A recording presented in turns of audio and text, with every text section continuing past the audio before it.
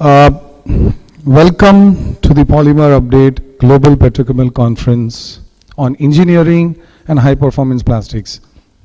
I guess this is something very specific which we wanted to do. I think the idea was going on since some time that let us be something specific on engineering. And of course, reasons being so that engineering plastics is really growing in this country.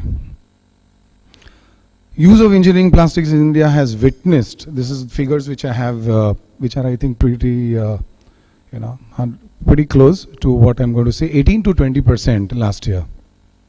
And this is expected to continue at a similar clip this year too.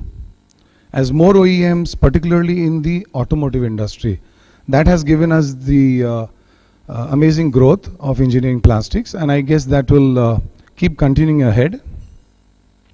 Because many plants have got established and many more plants are getting established in the automotive industry in India. And India is becoming an automotive hub. The other industry, that is electrical and electronic market, which is really witnessing a boom.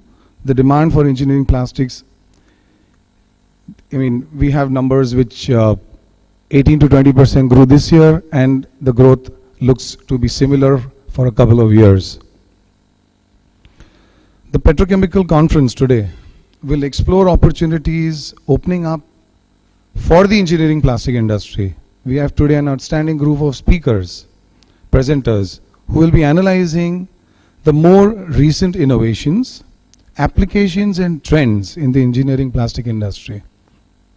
I'm looking forward to all these presentations with great interest and confidence that they will shed light on the resource and techniques available to make a success of the opportunity being made available.